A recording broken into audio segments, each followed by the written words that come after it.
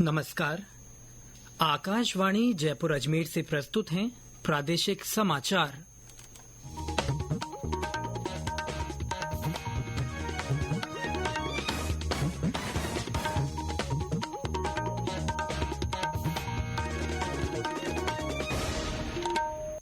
मुख्य समाचार।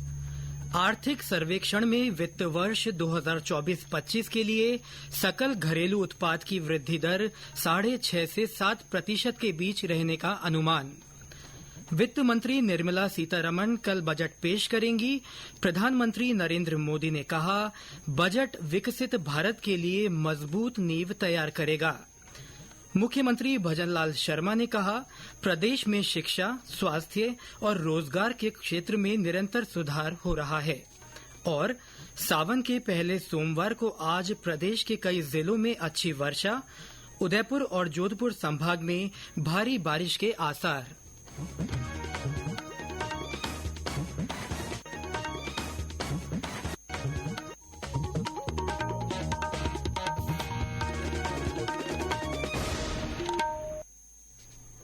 समाचारों के साथ मैं सिद्धार्थ जैन। और अब समाचार विस्तार से।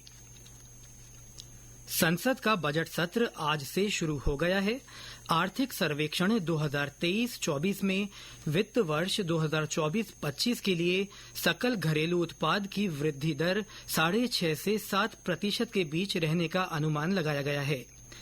केंद्रीय वित्त मंत्री निर्मला सीतारमण ने आज बजट सत्र के पहले दिन दोनों सदनों में आर्थिक सर्वेक्षण पेश किया। सर्वेक्षण के अनुसार वित्त वर्ष 2023-24 में अनिश्चित वैश्विक आर्थिक निष्पादन के बावजूद घरेलू वृद्धि कारकों ने आर्थिक विकास में मदद की है। सर्वेक्षण में कहा गया है कि उत्पाद, व्यापार और सेवाओं के निर्यात में बढ़ोतरी की संभावना है। सर्वेक्षण के अनुसार वस्तु और सेवा कर, जीएसटी और ऋण शोधन और दिवाला कानून आईबीसी जैसे ढांचागत सुधार भी परिपक्व हो गए हैं और उनके वांछित परिणाम मिलने लगे हैं। महंगाई के बारे में रिजर्व बैंक ने वित्त वर्ष 2025 में मुद्रास्फीति की मुख्य दर 4.5% और वित्त वर्ष 2026 में 4.1% रहने का अनुमान व्यक्त किया है। अंतर्राष्ट्रीय मुद्रा कोष ने भारत के लिए 2024 में मुद्रास्फीति 4.6% और 2025 में 4.2% रहने का अनुमान लगाया है। सर्वेक्षण में कहा गया है कि वित्त वर्ष 2024 में सकल घरेलू उत्पाद की वास्तविक दर वर्ष 2020 के तुलना में 20% अधिक रही है। इस वर्ष भी वृद्धि दर सुदृढ़ रहने की संभावना है। वित्त मंत्री निर्मला सीतारमण कल संसद में एनडीए सरकार के तीसरे कार्यकाल का पहला बजट पेश करेंगी। प्रधानमंत्री नरेंद्र मोदी ने कहा है कि कल पेश किए जाने वाला बजट अमृतकाल का महत्वपूर्ण बजट होगा।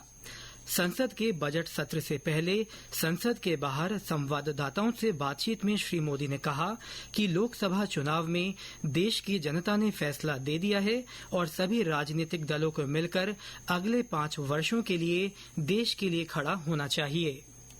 मैं देशवासियों को जो गारंटी देता रहा हूं, क्रमशः रूप से उन गारंटियों को जमीन पर उतारना, इस लक्ष्य को लेकर के हम आगे बढ़ रहे हैं। ये बजट अमृतकाल का एक महत्वपूर्ण बजट है। हमें 5 साल का जो अवसर मिला है, आज का बजट हमारे उन 5 साल के कार्य की दिशा भी तय करेगा। और ये बजट 2047 जब आजादी के 100 साल होंगे, तब विकसित भारत का जो हमारा सपना है, उस सपने को पूरा करने की मजबूत नींव वाला बजट लेकर के हम कल देश के सामने आएंगे। शिक्षा मंत्री धर्मेंद्र प्रधान ने कहा है कि नीट यूजी पेपर लीक का देश भर में केवल एक मामला पटना में सामने आया है। उन्होंने कहा कि सीबीआई इस मामले की जांच कर रही है और ये मामला सर्वोच्च न्यायालय में विचाराधीन है। आज लोकसभा में प्रश्नकाल के दौरान पूरक प्रश्नों का उत्तर देते हुए उन्होंने विपक्ष के इन आरोपों का खंडन किया कि देश में पेपर लीक की घटनाएं बार बार सामने आई हैं।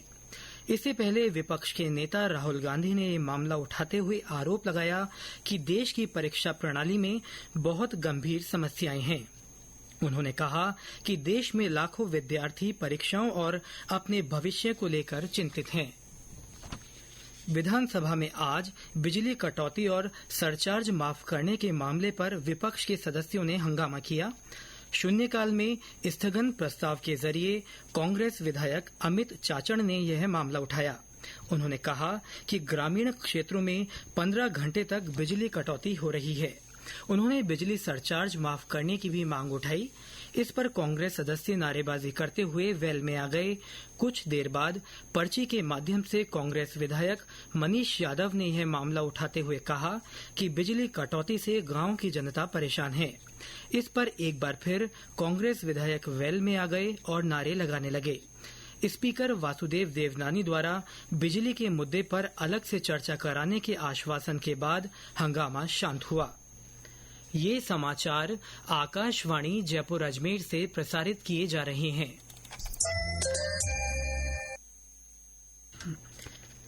मुख्यमंत्री भजनलाल शर्मा ने कहा है कि राजस्थान शिक्षा, स्वास्थ्य और रोजगार के क्षेत्र में मुख्य राज्य बनेगा।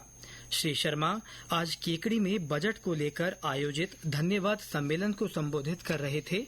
उन्होंने कहा कि राज्य सरकार विभिन्न क्षेत्रों में निरंतर सुधार कर रही है। उन्होंने कहा कि सरकार की योजनाओं का लाभ हर वर्ग तक पहुंचाया जा रहा है। मुख्यमंत्री ने कहा कि संकल्प पत्र में भाजपा ने जो वायदे किए हैं वह सभी वायदे पूरे किए जाएंगे। उन्होंने कहा कि राज्य सरकार के बजट की विपक्ष के सदस्यों ने भी सराहना की है। कार्यक्रम में जलदाय मंत्री कन्हैया लाल चौधरी, देवनारायण बोर्ड के अध्यक्ष ओम प्रकाश भड़ाना समेत कई विधायक उपस्थित रहे। शिक्षा मंत्री मदन दिलावर ने विद्यार्थियों का आह्वान किया है कि वे अपने माता पिता के सपनों को साकार करने के लिए पूर्ण मनोयोग से पढ़ाई करें। श्री दिलावर आज शिक्षा संकुल में वीडियो कॉन्फ्रेंस के माध्यम से प्रदेश के 134 स्वामी विवेकानंद राजकीय मॉडल विद्यालयों में प्राथमिक कक्षाओं के शुभारंभ कार्यक्रम को संबोधित कर रहे थे। इस अवसर पर उन्होंने नव प्रवेशित विद्यार्थियों, अभिभावकों और विद्यालयों के अध्यापकों तथा प्राचार्यों को बधाई देते हुए उनसे संवाद किया। जयपुर के जवाहर कला केंद्र में आज से 28 जुलाई तक 6 दिवसीय नटराज महोत्सव का आयोजन किया जा रहा है। महोत्सव में रंगमंच, गायन और नृत्य का संयोजन देखने को मिलेगा। महोत्सव का उद्घाटन आज शाम मनीषा गोलियानी की कत्थक और मोहम्मद अमान की शास्त्रीय गायन प्रस्तुति के साथ होगा। कल से 28 जुलाई तक प्रतिदिन शाम 7 बजे से नाटक की प्रस्तुति होगी। कल इश्तियाक खान द्वारा निर्देशित प्रसिद्ध नाटक द शैडो ऑफ ओथेलो का मंचन होगा। 25 जुलाई को देशराज गुर्जर द्वारा निर्देशित गोवर्धन के जूते नाटक का मंचन होगा। 26 जुलाई को योगेंद्र सिंह के निर्देशन में हेनरिक इब्सन द्वारा लिखित बहुचर्चित नाटक an enemy of the peoples का प्रदर्शन किया जाएगा। 27 जुलाई को प्रसिद्ध नाटक 12 एंग्री मैन नाटक प्रदर्शित किया जाएगा। सावन माह के पहले सोमवार पर आज विभिन्न शिवालयों में सुबह से ही श्रद्धालुओं का तांता लगा रहा। जयपुर के ताड़केश्वर और झारखंड महादेव मंदिर में भगवान शिव का विशेष अभिषेक किया जा रहा है।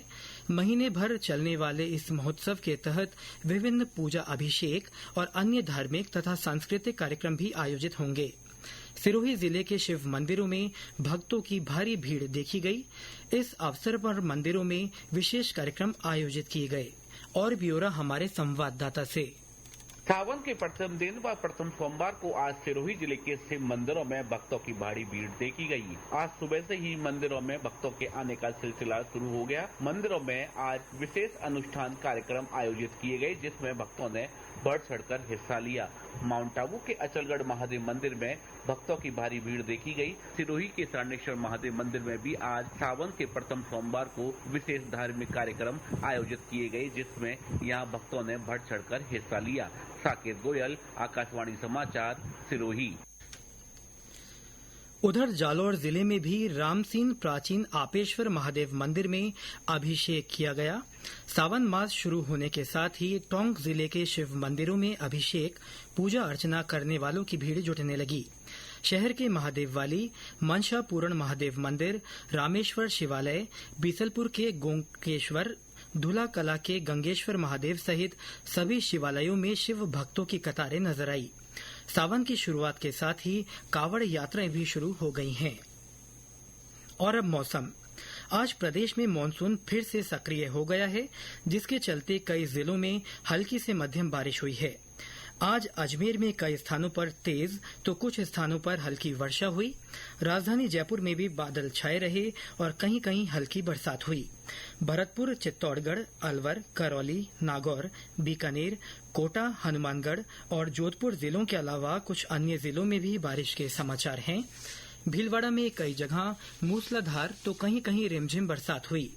मौसम केंद्र जयपुर ने आज सीकर, नागौर तथा अजमेर में बिजली गिरने की चेतावनी जारी की है। विभाग के अनुसार मानसून ट्रफ लाइन आज जैसलमेर और अजमेर से गुजर रही है। उदयपुर और जोधपुर संभाग में आज कहीं कहीं भारी बारिश होने के आसार हैं। कल और परसों भरतपुर, जयपुर संभाग और शेखावाटी क्षेत्र में कहीं कहीं भारी बारिश होने की संभावना है। आगामी 24 और 25 जुलाई को कोटा, उदयपुर और अजमेर संभाग में कहीं कहीं भारी बारिश होने के आसार हैं। स्कूली शिक्षा और साक्षरता विभाग आज से शिक्षा सप्ताह मना रहा है। 28 जुलाई तक चलने वाले सप्ताह का उद्देश्य राष्ट्रीय शिक्षा नीति 2020 के शैक्षिक सुधारों को विद्यार्थियों, शिक्षकों और अभिभावकों तक पहुंचाना है। इस दौरान विभिन्न गतिविधियां आयोजित की जाएंगी। इधर भरतपुर में शिक्षा सप्ताह के तहत जिले के 966 प्राथमिक, उच्च प्राथमिक और माध्यमिक विद्यालयों में कक्षा 3 से 12वीं तक के बच्चों के मानसिक तनाव को दूर करने के साथ ही उनमें शिक्षा के महत्व की जानकारी देने के उद्देश्य से अलग अलग कार्यक्रम आयोजित किए जाएंगे। सप्ताह के पहले दिन आज स्कूलों में विषय वस्तु की सहायक सामग्री की प्रदर्शनी लगाई गई है। इस दौरान बच्चों ने मिट्टी से खिलौने बनाकर अपनी प्रतिभा का प्रदर्शन किया। और अंत में मुख्य समाचार एक बार फिर। आर्थिक सर्वेक्षण में वित्त वर्ष 2024-25 के लिए सकल घरेलू उत्पाद की वृद्धि दर 6.5 से 7% के बीच रहने का अनुमान है। वित्त मंत्री निर्मला सीतारमण कल बजट पेश करेंगी। प्रधानमंत्री नरेंद्र मोदी ने कहा है कि बजट विकसित भारत के लिए मजबूत नींव तैयार करेगा।